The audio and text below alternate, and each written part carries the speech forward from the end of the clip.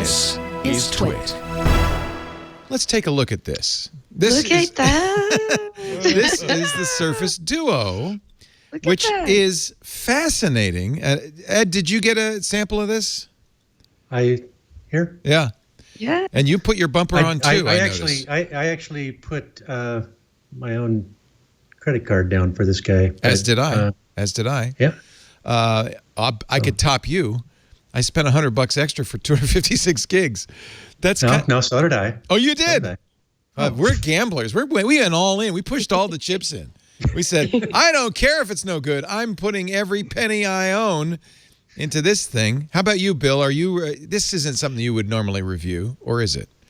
Oh yeah, I wrote a piece on it. But I did not put down the corporate credit card or my own credit card for one just yet. So I was going to take a little more cautious wait and see approach with it. Let Ed and me take the arrows, right?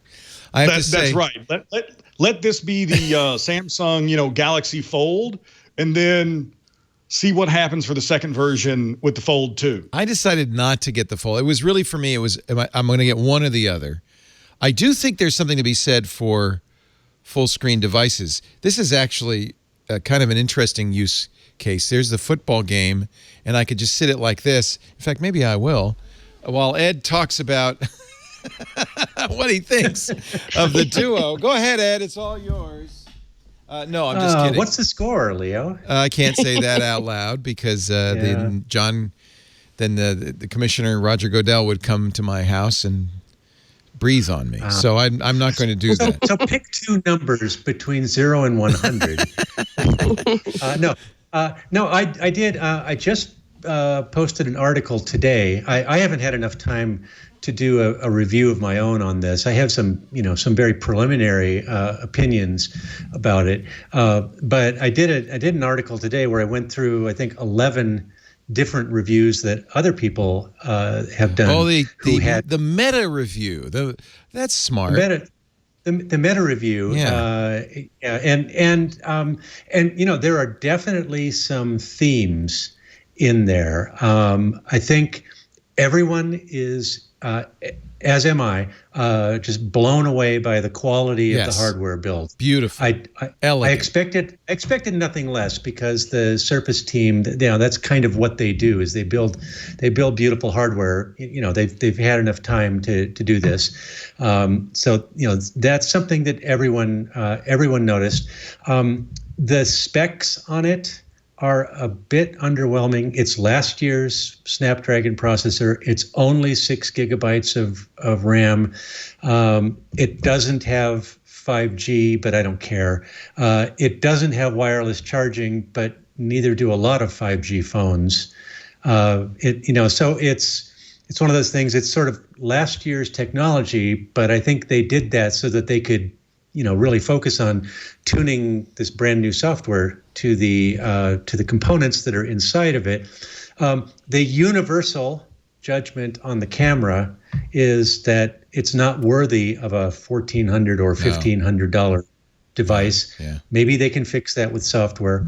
A lot of the original reviewers who had it early, who were playing with it before they got the final update that came to paying customers like us, said, boy, this thing is buggy. Things just went, they would be flying around the screen and and things would turn upside down and whatever. I haven't noticed any of that bugginess, but it does, I've noticed a few more minor issues with it. But I think the general consensus that everyone had when I read this is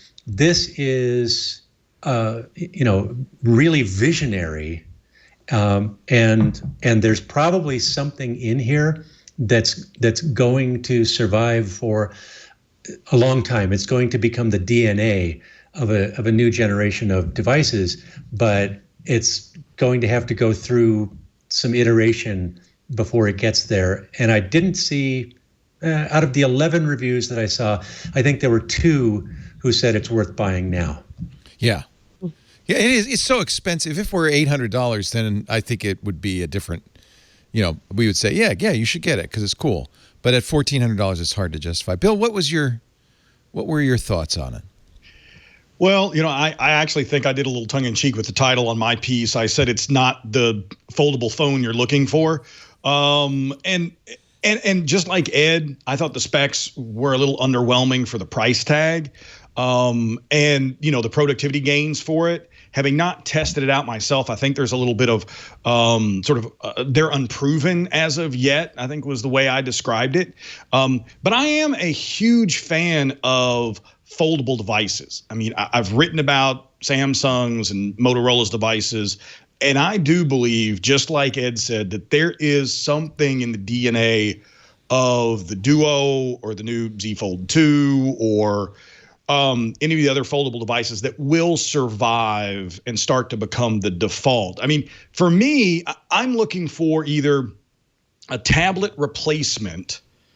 I still don't know that I've gotten to the place where I can replace, say, a laptop and still carrying a phone. Like, that's still where I'm looking. Can I get to a single device future, or is the Duo just going to be my phone and I still have a laptop or a convertible, a Surface tablet or whatever it is?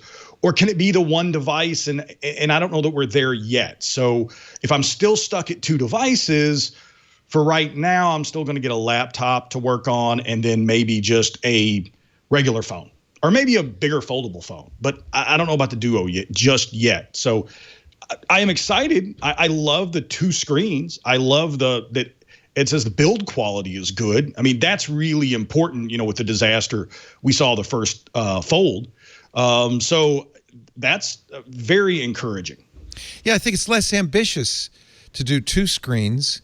And by the way, these are really good LG OLED screens. They really, the red on the 49ers uniform just pops.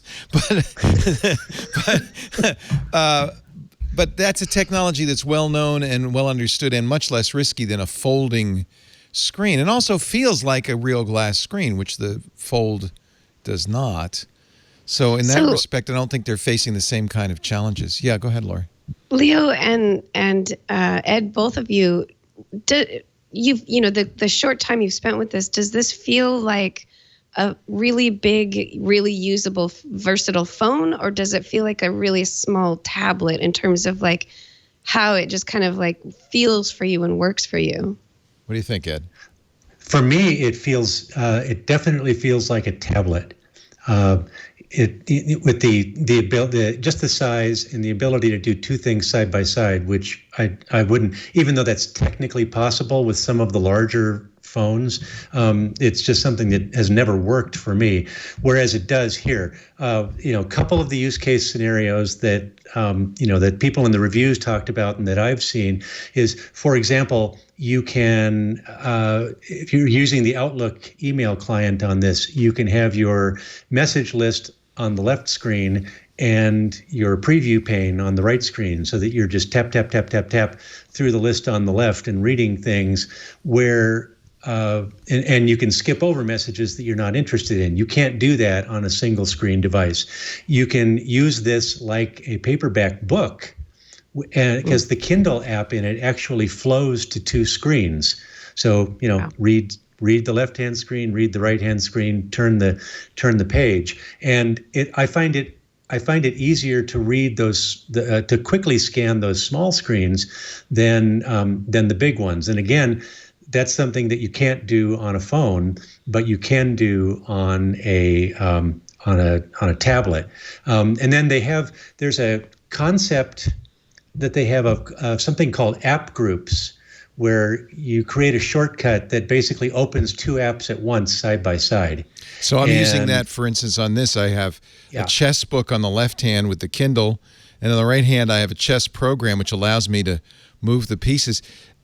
I admit $1,400 for the perfect wallet chess set is a little pricey, but it's really good. This is the best system I've ever seen for that. By the way, I also have a picture-in-picture of the Niners game, so I'll take that away because that's distracting. But I think the groups are very interesting. I've been using them a lot. There's a challenge with this device to reviewers, and I think this kind of highlights some of the problems we have with tech reviews these days.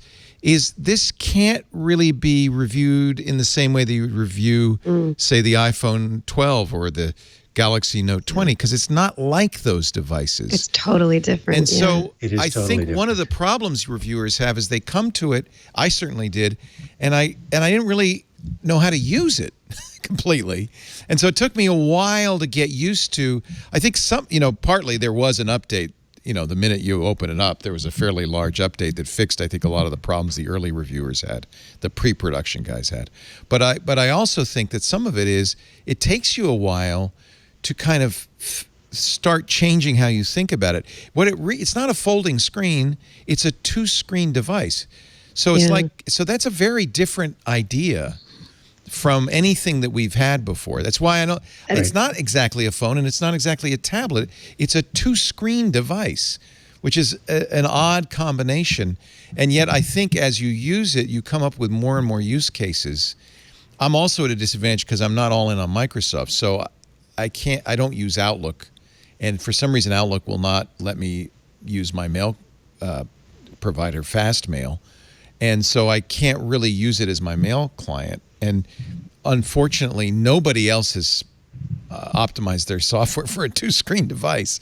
So even some of the Microsoft apps aren't optimized for the two-screen device. So that may change as well. I mean, I think the software will improve. I do agree, Ed, that better camera software could make this camera maybe acceptable. I mean, it's not a terrible sensor. And certainly Google has shown with the right software, you could take a mediocre sensor and deliver pretty good photos. It's a little disappointing. And several of the reviewers pointed out that sensor, that camera and software makes a really, really good webcam. And it's a great webcam. Yeah. Right.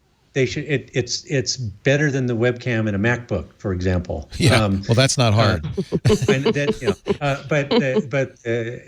the point is there that I think